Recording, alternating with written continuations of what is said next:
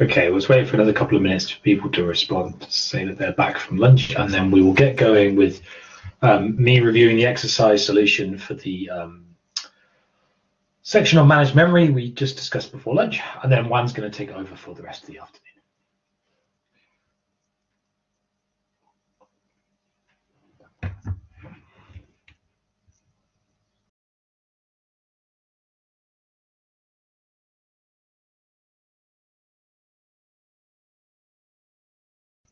If you have returned, just send us a message in the chat just to indicate that you are back. Fantastic. Okay. Great.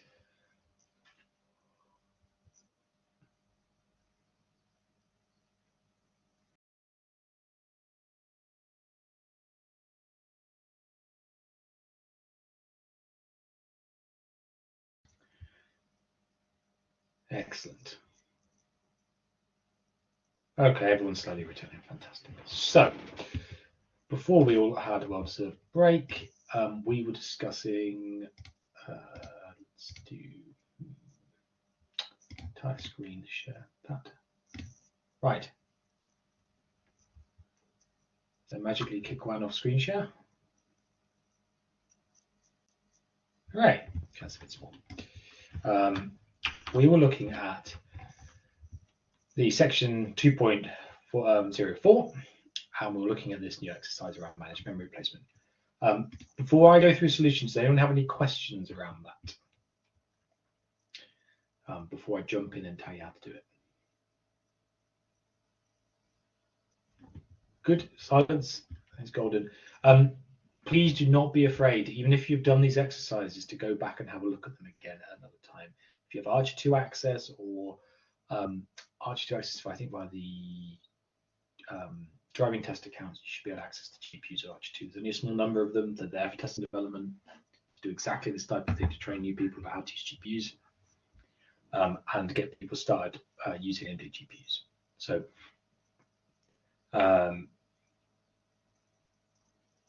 right. What I was trying to say is that we're interested in replacing our explicit memory copies from host to device back to host with managed memory copies. So this is the example. This is the solution from the previous example, 2.03.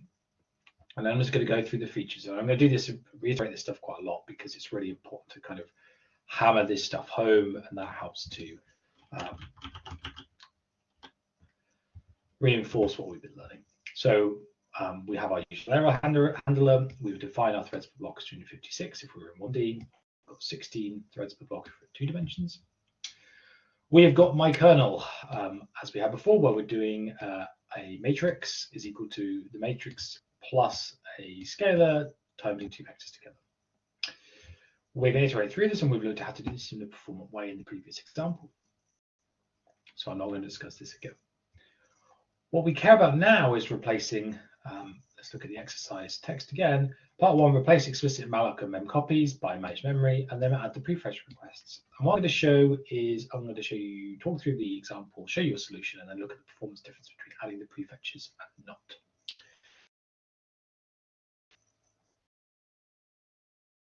So we start by looking, for example, if we're using managed memory, we do not need 2 copies of everything on the host and the device. We can get away with 1.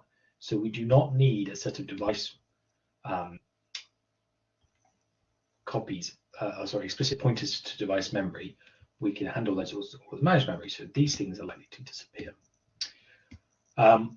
You can rename these as X, Y, and A. I would actually advise you to leave them as H, X, H, Y, and HA, simply because some of the tests later on still use this. But in principle, there's nothing to do with the host around it. That's just a name anymore in this example when you've done the solution.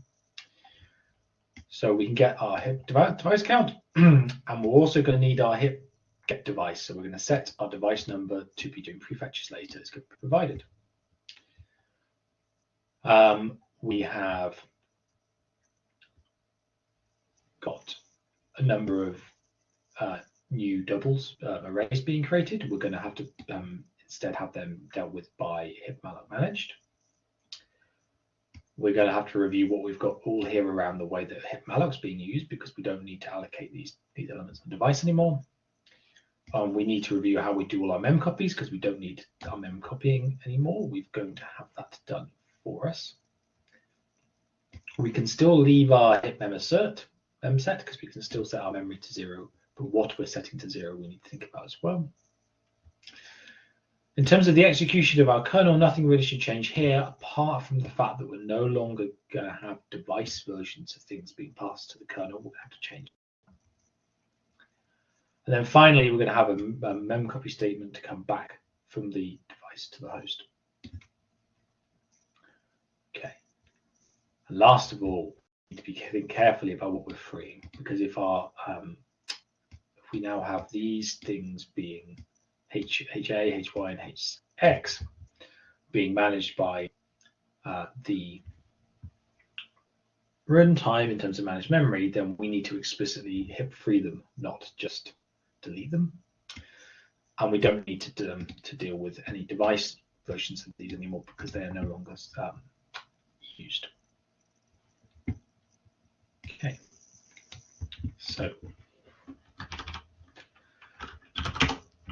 I've got some results I will show in a minute, but let me just look at the exercise code. So, starting from the top. I have not done anything to my kernel. My kernel stays exactly as it is. Okay, that hasn't changed. I am now, however, changing slightly what I'm doing here. So, I am now calling these things A, Y, and X. This was HA, HY, and HX. Before, these are just pointers, null pointers, right? They're not pointing to anything. I do not need a device, a pointer to device memory. I just need some pointer to some memory that's going to be managed, and the runtime is going to deal with whether it's on the host or the device.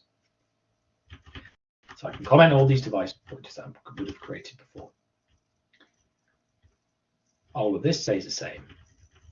Now, what changes here is that I no longer need explicitly a host copy and a device copy. I just need a version that's managed by hipmalloc managed. Have I slightly misbehaved here? I have. So this should be inside an assert to check this is correct. So let me just add those. So as I've got here to make sure I pick up any errors from my malloc, which is always incredibly easy to forget.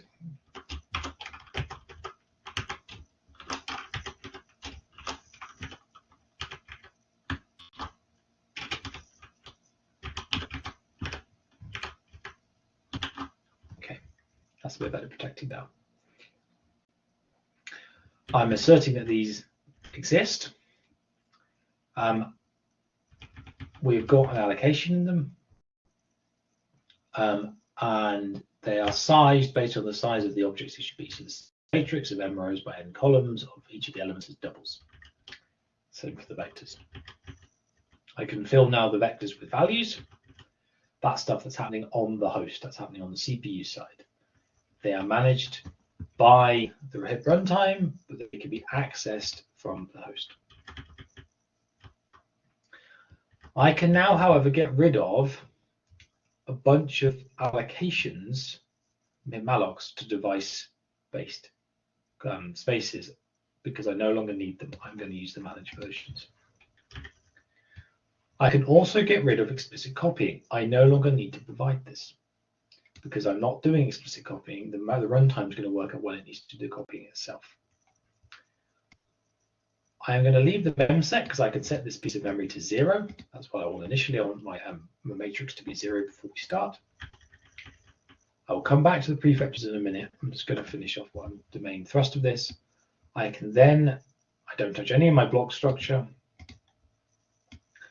I then simply change what I'm passing into my kernel. Instead of dx, dy, and dA, I've got x, y, and a. Okay, and when I come to free, I don't need to explicitly copy back because that's going to be handled for me. And I now don't need to delete these host size pointers because they don't exist. We don't need explicit host side ones. And I've replaced these these hip frees of the device pointers with ones for y, x, and a instead. Okay. That compiles and runs. I can also have a version where I prefetch data. So he rechecks the matrix, which isn't actually necessary because I'm setting it on the device, but it's prefetched in case this does something weird. And I can also make sure X and Y are also set onto the device before I start running. As Willow, I think, pointed out for lunch, you could also have a prefetch, but afterwards to go and fetch the results back. Okay. I've not done that, but that's something you could do. You could look at the performance of it. So I have run a version of this with no prefetch and a version of it with the prefetch bits I've added. And we can look at results, stats, .csv. I'm actually just going to cat this out because it's short.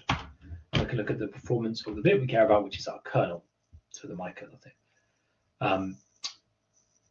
I've done that the wrong way around. Let's do not do the reveal.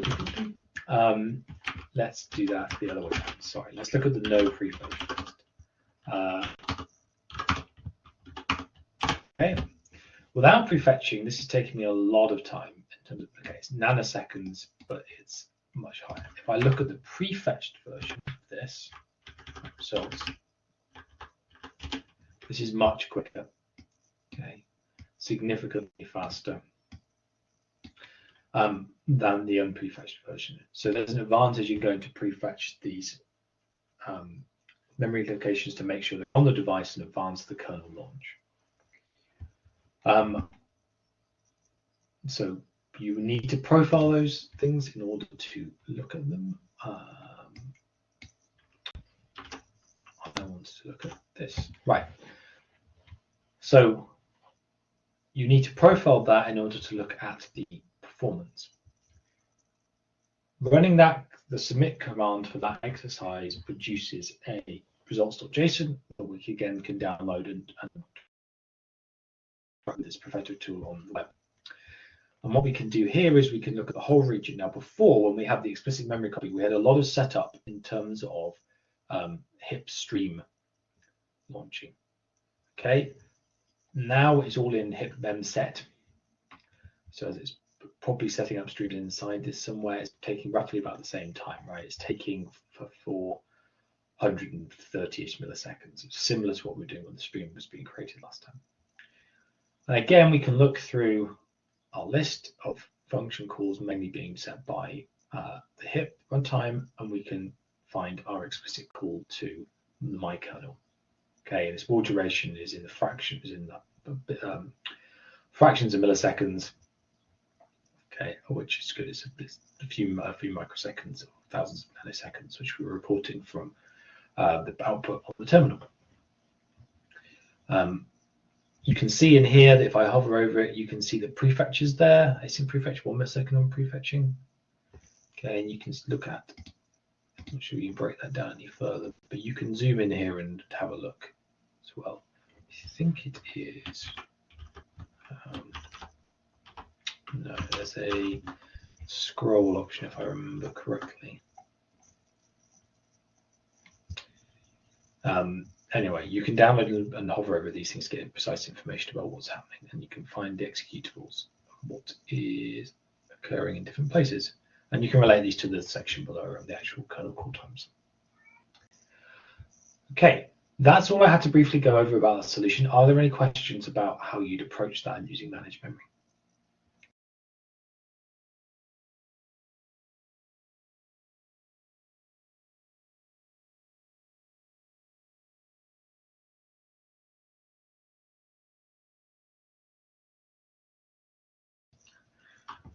Okay, I think the main thing I want to really sort of drive home is that it's really good to get into the ability to use things like RockProf or other small profiling tools that help you get timing statistics very, very quickly, especially when things like the ordering of the blocks and threads can really impact performance, and your decisions around whether you prefetch data or you don't can impact performance as well. That can be very valuable in order to make sure your code is going to be fast when you reach production and speed up your development time scales. Okay. So at that point, I'm going to hand over to Juan, who is going to take you through. He's lost his timetable. I think it is constant or shared memory. Shared memory. Constant memory will be later. Yeah. Thanks, James, for all the sharing your knowledge this morning and part of the afternoon. So now we will talk about shared memory. That is another type of memory, as we will learn right now. I will share my screen.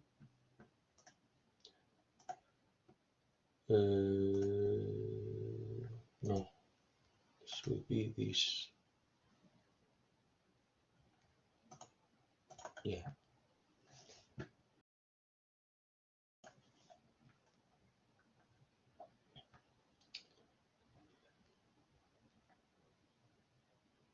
Okay, just to double check if you can see I guess that you can see the course page.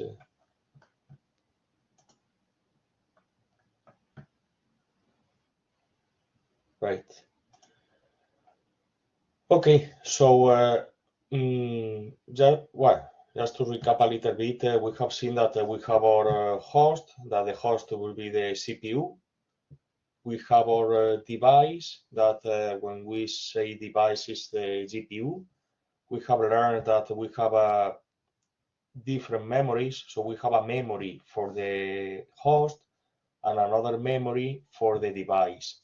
And if we want, in order to use the GPU, we will need to copy the relevant data from host to the device, and we do the calculations and then copy the result of the modifications back to the host.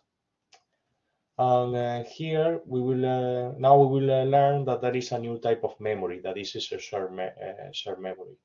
What we have seen so far is called global memory. That means the memory that is on the memory that is on the device.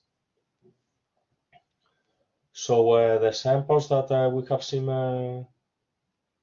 so far make independent accesses to memory. So we have seen this for loop here. This for loop, you get a element of the array, you multiply that by 2, and then you say the element back. So you see that is independent access. So this is quite easy to parallelize. Normally we replace that, we have learned to replace that with a kernel. The kernel, the body will be something like that. We check the right position in the array, and we update that position in the array. That's it. There is no dependency. There is no. This is a constant. This data is the same as this one, so no dependencies and no conflicts. All good. What happens if we have a different pattern? Here, the sample that we will use is called reduction. Reduction is when you explore the elements of the array, and you can get the say maximum, average, the summatory of all the elements. Here we will calculate the sum of all elements. That we see that we have this for loop here. That I initialize to 0 the variable, and then for each element in the array, I added that element to the variable. So here we have this is a different case, because here we have this variable here is shared between the threads, and all threads will update that variable. If we translate that to a kernel, the kernel will be something, will look something like that. So yeah, this will be the memory, and well, the problem is here.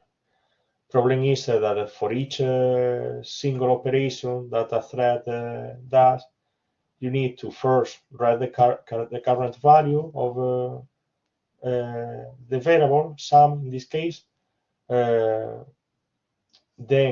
do the addition of that variable and store the result back to that variable. So you do, let's say, a read operation, the arithmetic operation, and then a write operation. And also remember that we have a memory hierarchy, that the variable is in what we call a global memory, but could be cache. And so the problem here that we could, because all the threads are accessing the same memory position, the same variable, you can get results that are not true. Let's say this is called, when we talk about parallel computing, this is called race condition. That is when let's say several threads access the same position of a memory. If you don't do it in a sorted manner, you may read values that are not true. You can write on top of another value. That is a bit of a mess. Solution here that is actually quite easy, but at the same time could be a bit, not to say a lot, quite inefficient, at least in this case when we are working with the GPUs, is using this function here. This function, what it does, I remember to do it but like in ages ago in C without this function. The procedure is that now this function does everything under the hood. Is you obtain a log of the relevant memory location, sum. You read the system value, do the arithmetic.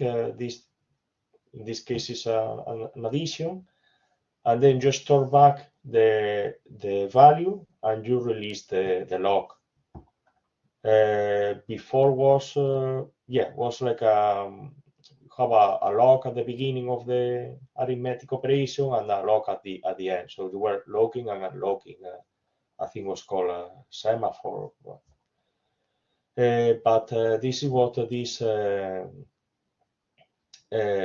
function does. This is a, say, atomic operation, and the procedure is that: lock the variable, use the variable, and then unlock the variable. And in that case, only one thread will get access to that variable. There is a note here that this is an overloaded function, device function. That means that overloading means that you can use integer or you can use a double. You use the same same name of the function, but could be the type, could be different, could be int, could be double. And they said that it's a device because this function only can be used in the GPU, in the device. What else? Why? I don't know if it's explained. Well, I'm not sure if it's explained here. Why is inefficient this thing that we have? We were talking yesterday, and when we ran that, we are talking about hundreds, thousands of threads. If you execute one after the other, what you are doing is you are serializing the execution. You try to make the execution parallel, but because that is a unique resource that all threads need access, you serialize. So the parallel work time or the parallel execution will take even longer than the serial one, because you will do all the arithmetic operations in serial, plus you need to lock and lock these hundreds of thousands of times. What is a way in order not to what to say, not to serialize the code rather than having one shared variable between all threads? What could be a way to have, let's say, different shared variables, and the serialization would be smaller? In that case, that's why we use shared memory in blocks. And this is a new type of memory that the GPU features. When we declare the array here, we need to use this qualifier that is a share. And as is explained here, the shared memory is a type of memory that is accessible by all threads within the same block in a GPU. It's faster than global memory because it's closer to the GPU cores. This also kind of apply if you know about the memory hierarchy of when we talk about registers, the cache, the L1, L2, L3, and the memory. Normally in the memory hierarchy on the top, the let's see, the elements that are on the top, that are the registers, are quite fast to access because are closer to the core, but at the same time, well, let's see, the trade-off is are smaller, so you cannot store there that much information. Then you have the cache that you have 3 levels, L1, L2, L3, and the same level 1 closer to the core, less space. Then you have L2 and L3, and then you have memory. Here is kind of let's say in the memory hierarchy, kind of well, cache, but let's see that you can control in the sense that yeah, it's smaller than the global memory, but the other hand is faster. Why we have that memory and how can be used, or what are the common use cases? We have here 3 examples, could be more.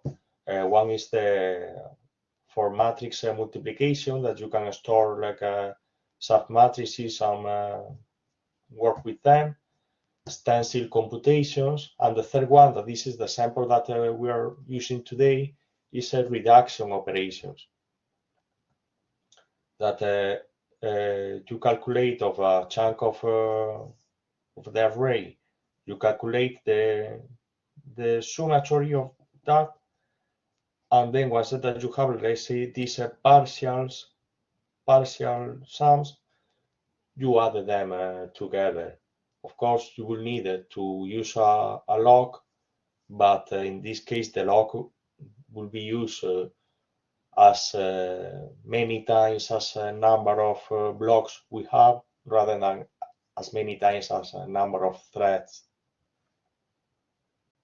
Benefits: reduce latency, efficient data sharing, and synchronization as well. That is, let's say, again, is not the same like synchronize between threads. That is a larger number that synchronizing between blocks.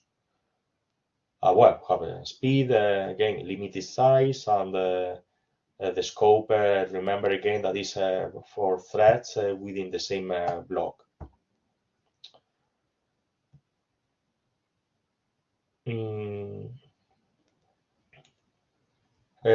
Well, this is like a new function here that to synchronize the threads inside the block, we can use this sync threads.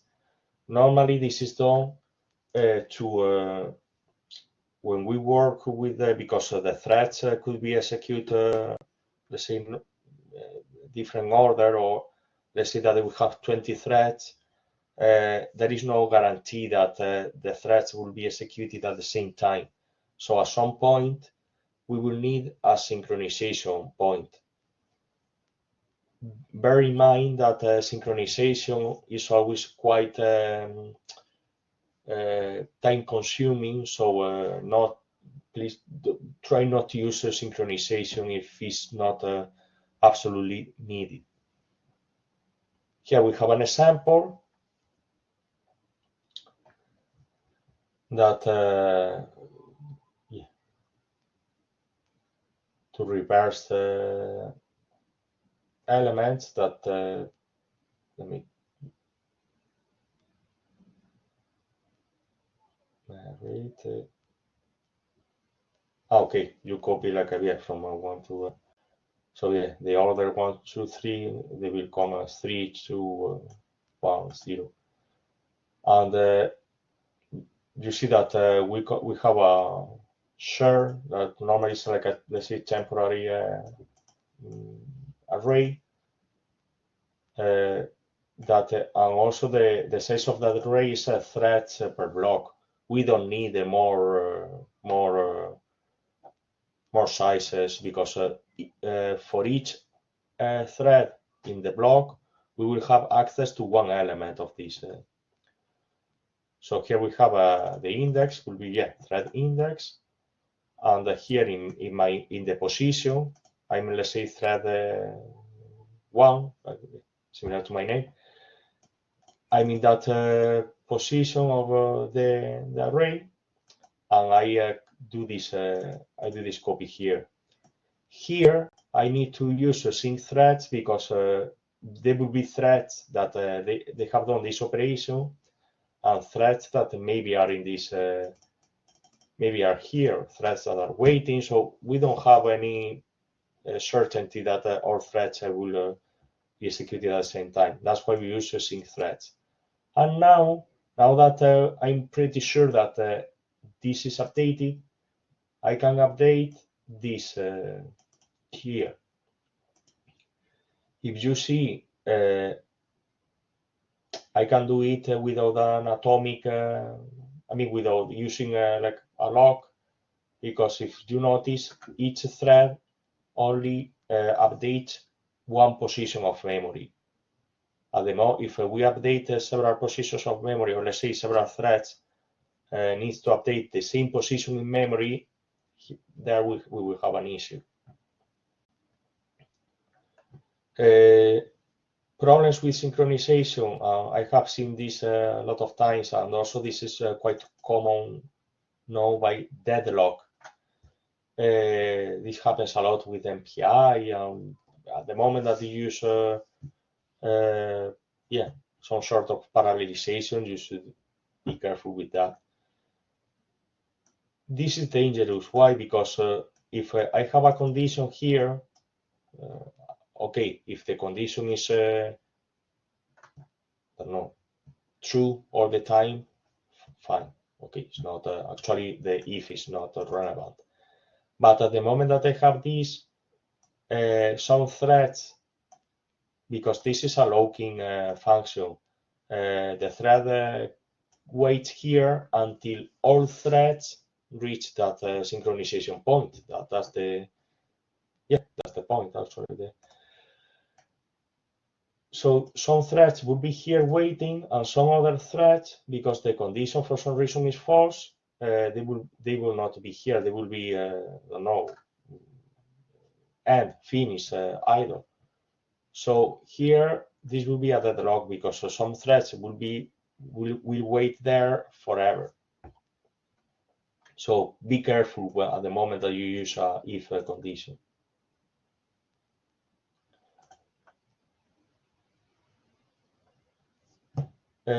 Branch divergence. This is a concept here that is important to know in order to have a good performance. You may remember from yesterday afternoon that I was talking about the performance, and I was talking about the warps, that you need to think about data that is like, let's say, a kind of a single operation, or in the pipeline, in the execution pipeline, will be like a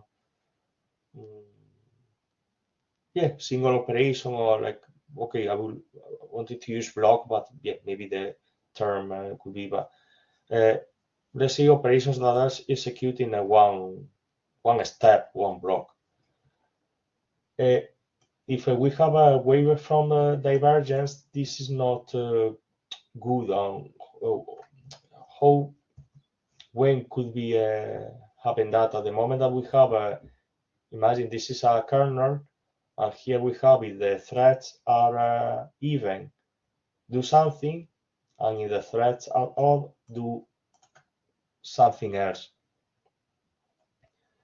The problem here is that rather than executing the kernel using one warp, let's say, this will be executed twice, using in one case half of the threads, and in the next case the other half. I have here, this is from this website. I will copy the link here.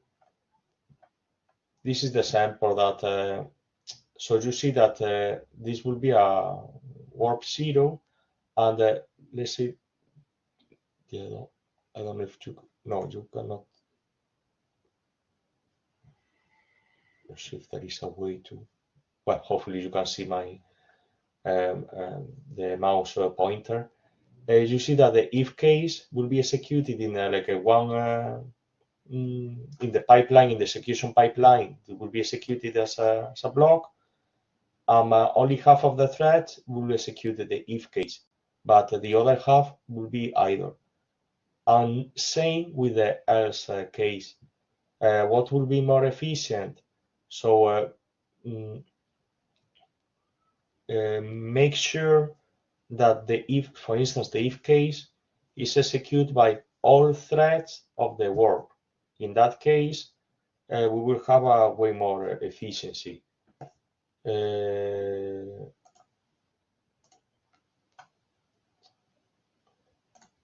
Let me share this.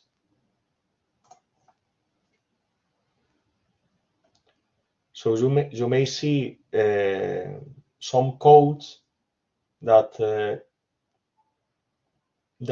when you have a if else, the threads that are in, let's see, in the warp size. This is also another variable, I would say constant that you can use. That this is provided by the heap runtime. All the threads that are in the same warp, you do the if, and the rest of the threads, you do the else. So rather than using even other threads, you will use the first 32 threads to do something, and the next 32 threads to do something else.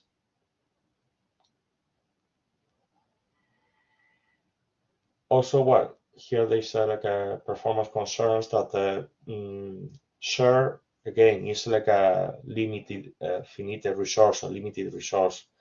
So for instance, for cases of reduction, or when we have like some sort of small size temporary data, it's good to use a share, but it could be the case that in case that we want to share, to save some arrays that are larger than the shared memory, we will not be able to use that. This is also in the AMD documentation. I will copy that here, the link. That you see here also that we have a reduction on GPUs. There is a tutorial here. And what I was talking before is like, well, here is also mentioned that is the warp reduction. If you notice here, this will be the thread ID smaller than the warp size. So let's say this is just to show you that the warp size is used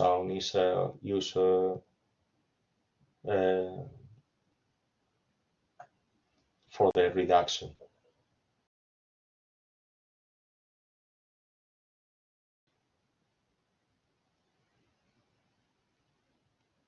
Net3. Can you still hear me? I see that, yeah. Yeah, I can hear you, Juan, but your screen's taking a minute to load. Yeah, so I can see something, but it's a little bit blurry. Yeah, I got like a few seconds of restarting. I will share this other tab. So this is also again in the documentation, in the programming guide. If we have AMD provides a programming guide and also provides some tutorials that if you have time are useful to have a look at them. And every time that we talk about grid, block, etc., this is what let's say the hierarchy of let's say the execution hierarchy, or the thread. Well, they said here hierarchical thread model, okay, same execution hierarchy, whatever you want to call it. Warp will be the minimum. Okay, we are talking about threads, but the threads are grouped together in a warp, and the warp is executed at once in like all of the threads on a warp at the same time. So here we have warps, that the warps are inside a block, and also we have several blocks that all blocks are inside the grid. And here is explained better, it's explained like with more words about the warp, block, grid, and etc. Actually, well, that's you see here, for instance, is to show the the mouse is not the pointer is not. Here you see the shared memory, and you see that this is like the shared memory is inside a block. So there is here another block that has a different shared memory. So here is explaining also the types of, we have a global memory and shared memory. And we have also local or per thread memory, that this is the variables that we have on when we launch the kernel.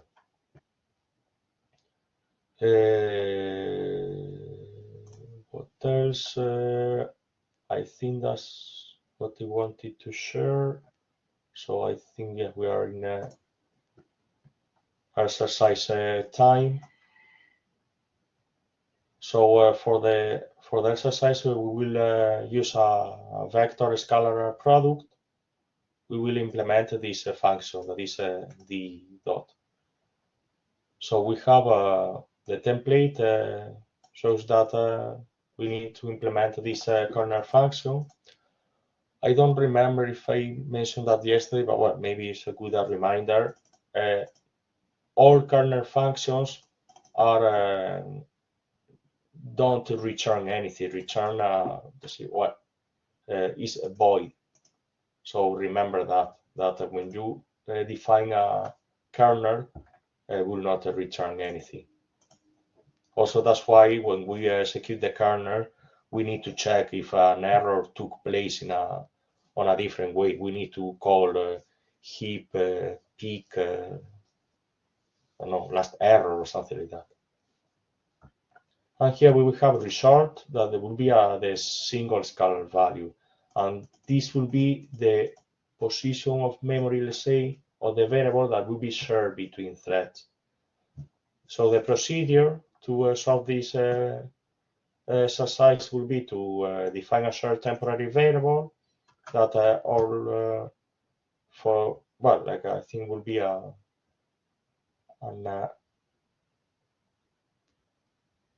I guess this is an array that has many elements as threads we have in a block, and then at the end will be the addition of each block to the final answer. So we will have a atomic operation.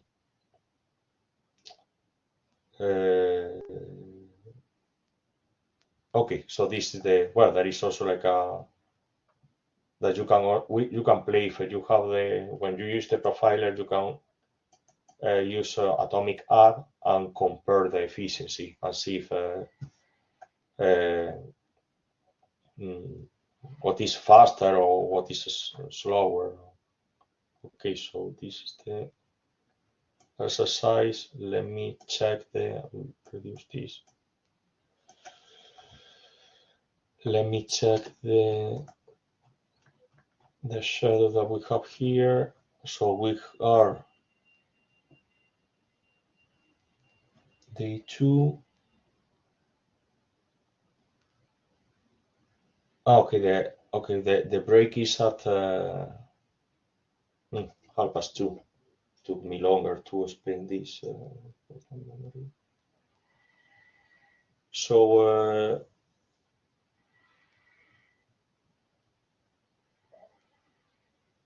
not sure what to do. Shall we give like? Yeah, we'll give you 20 minutes to play with this, and then at let's say 2:10, I will explain constant memory.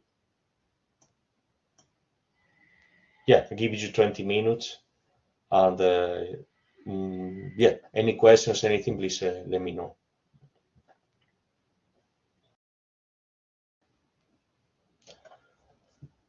Okay, I hope that you have made some progress with the exercise. If you have any questions, please let me know. I would like to move on. I mean, actually, yeah, we can use the same exercise, but we will, well, no, for the exercise will be the matrix operation. But I mean, after this explanation, you can either continue with this exercise or a previous one, up to you.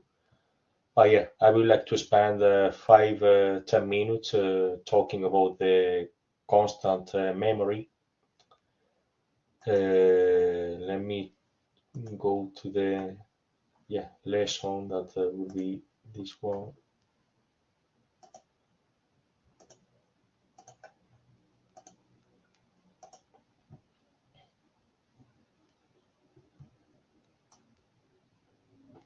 So just to recap, we have talked about what we call global memory, that is the memory of the device.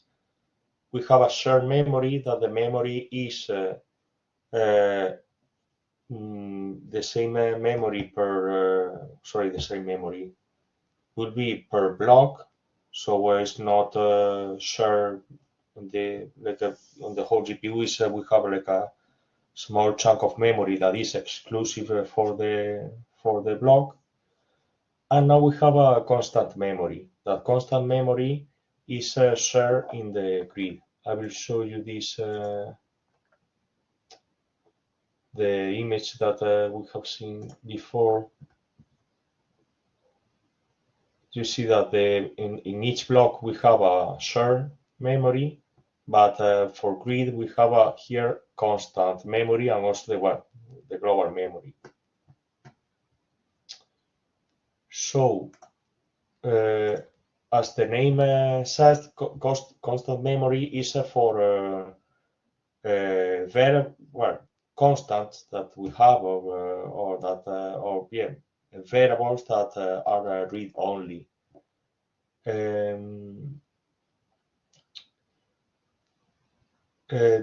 Normally this is used when we have some constants that are frequently used by the threads or in the GPU, and as mentioned, is read only. Is a cache on chip, that is the access to the constant memory is much faster than access to global memory. But again, trade-off of the size is limited. The advantage that is quite fast, disadvantage that we don't have that much amount of size. The advantages or benefits here, because it's a constant, let's say by warp is read once, all threads have access, and let's see, they don't spend much time reading that value. For that, also the latency is reduced, is smaller because it's faster because of this caching mechanism, and efficiency. So it's faster, let's say. This could be summarized in it's faster. And the common use cases, again, for, as the name said, constant memory could be used for constants, or that is the same. Lookup tables, configuration data, data that is read only, that you will not modify that the value when you run the kernel. So here we have a kernel here, and what I need to learn is the following: is when we declare the memory. Well, here we have this vector that is data read only, that this is a double. And you see here I have a qualifier that is constant. In that case, this goes to the constant, let's say, area of the GPU memory. On the host, I define these values that are 1, 2, 3, constant. And to do the copy, because you cannot modify inside the kernel the constant memory. You need to define that before calling the kernel, and this is defined by the host. How? Using this heap mem copy to symbol. So here you have you are copying values here in data read only. I don't know if that, but to remember what is normally this is copied with if you substitute here for a equal or let's say assignation symbol, this value will be always copied to will follow always this direction from right to left, let's say. And what are you copying? You are copying 3 doubles, so size of a double.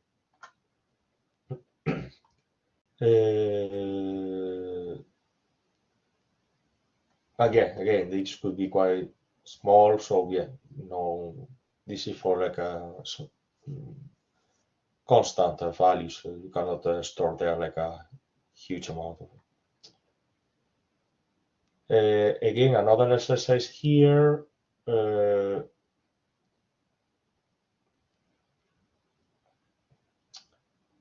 The exercise is that alpha will be a constant. So you can check the previous exercises, and you can use you can copy alpha in the constant memory. And here there is a follow-up exercise that you have alpha and beta, so you can use both.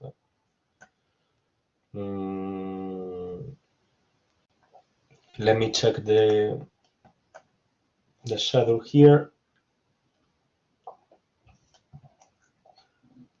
So we have now 10-15 minutes to continue with exercises, and we will have a 15-minute break. At 2:45, we will see streams, and 3 to 4 will be time for exercises. Again, any questions, anything, please let me know. Okay, so as I've said before the break, we will cover now streams, and we will have from 3 to 4 will be time for exercises. In case that for some reason you need to leave early, feel free to do so, but I'll be James and I will be around until 4 p.m. in case that you have any questions. We have seen, Today we have seen a lot of exercises, some theory. We will, well, the solution is on in the repository, and we will explain the solutions next the third session next Monday. Actually, these days will be good in case that you want to spend some time with exercises. Feel free to do so, and we will check them Monday next week. Monday next week also will be quite practical. So in case that you have a software or algorithm that you would like to parallelize, or you have any questions, we will use Monday to solve them. So we'll share my screen.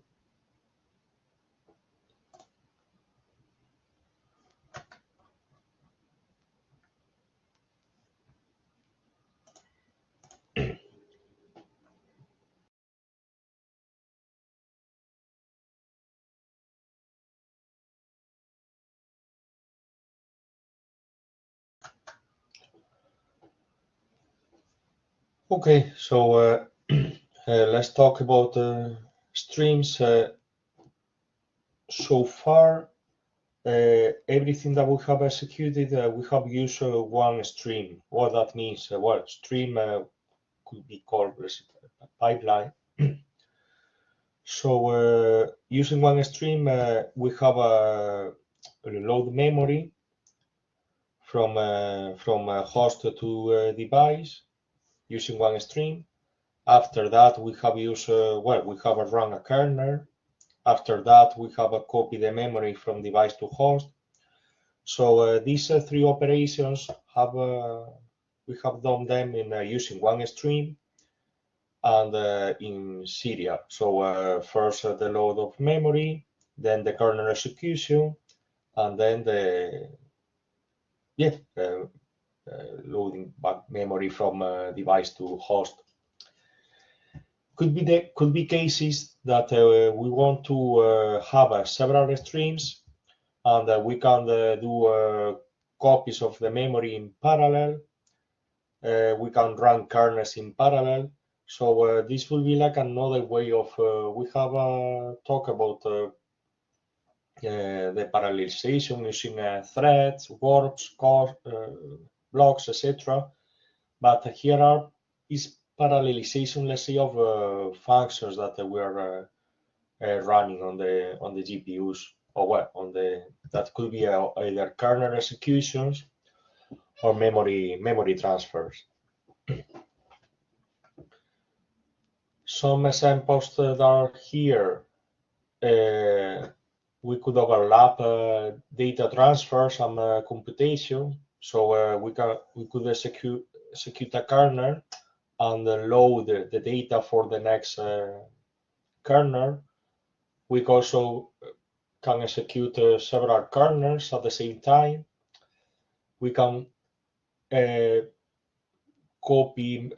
do memory operations at the same time as well. We can have for video processing, pipeline processing. So we can have pipeline processing. I will check. I think I have a picture somewhere that shows you with pipeline processing. Imagine that you have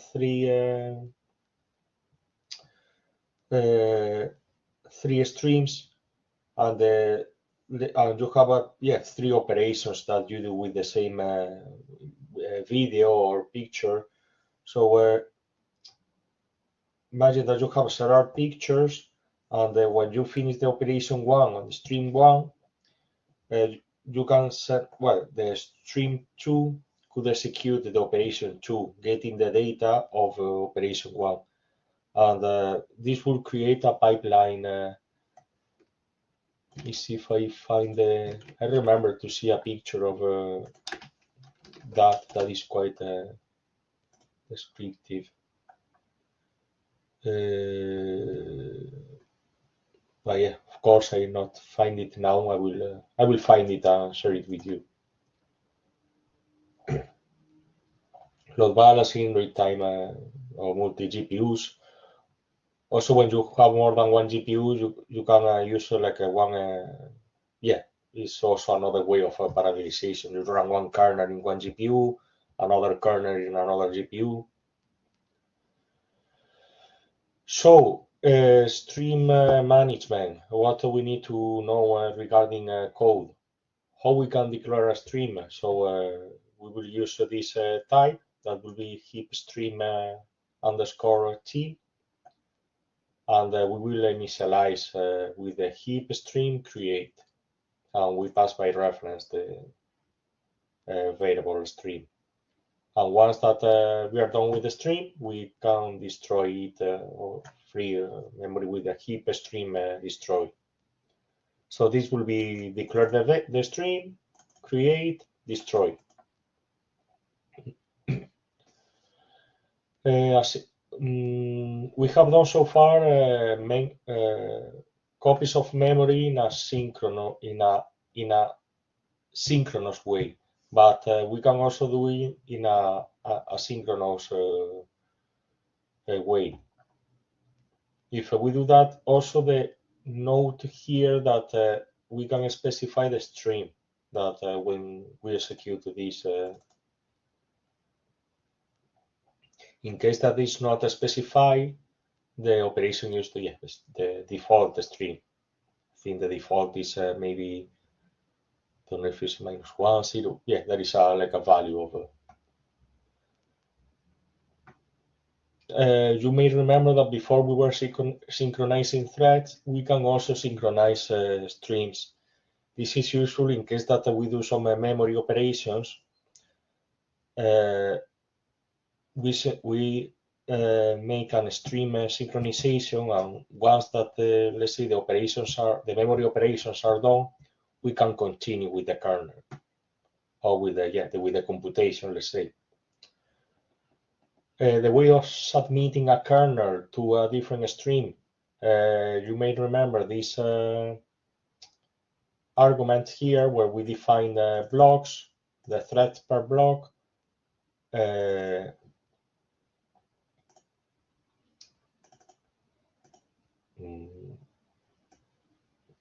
share, and the last one will be a stream. I wasn't expecting that, but we can check the. Also, if you want to use this function that is a bit like a more different way, you can use it, and you will have a share and stream.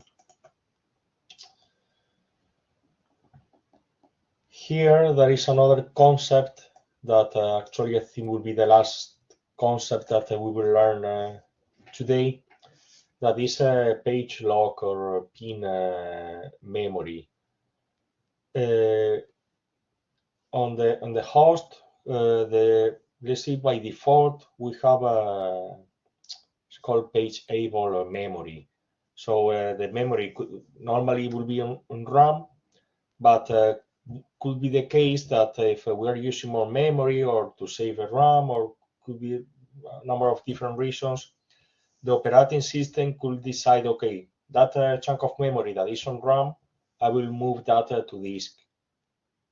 And in case that this is needed, the OS, the operating system, will detect that and will move back the memory from disk to RAM. This is known as called page like swapping as well. We know that there is on the disk, there is on Linux, there is a partition that is called swap, or I think on Windows there is a file that could be used also for swapping. Swapping means let's say that memory is divided into pages.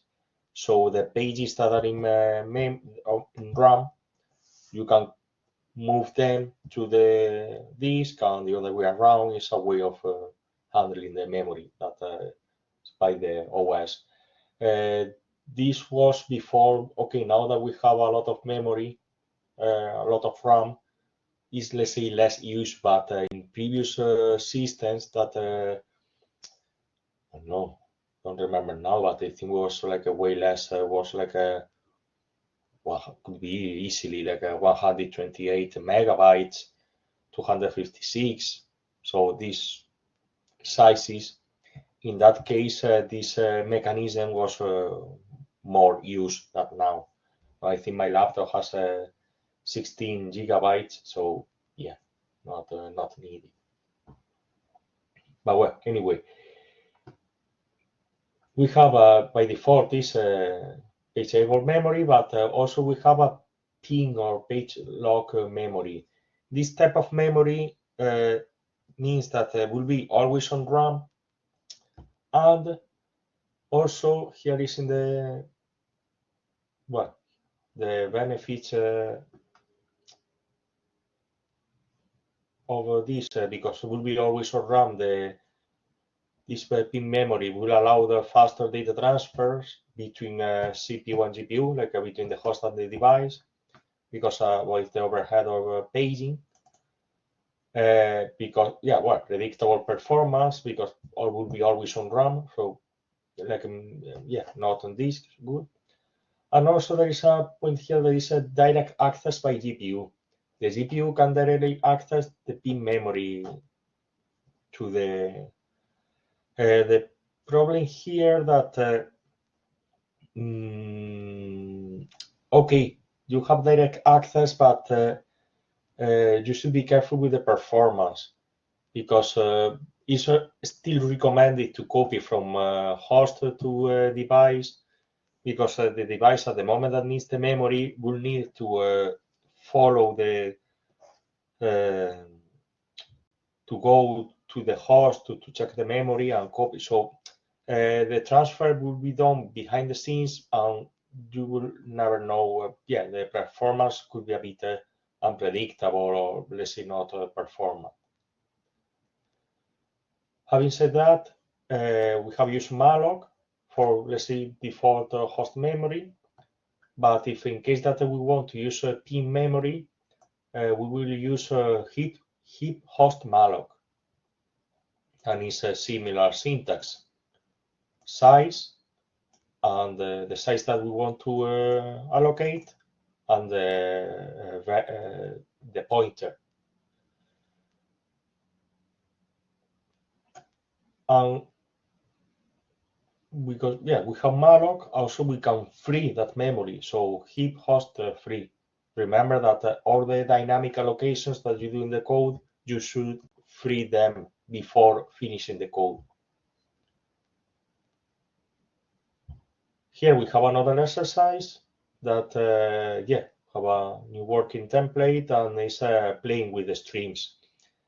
I think because we have two vectors, x and y, we will do them heap main copy using two streams, one stream for x and one stream for y.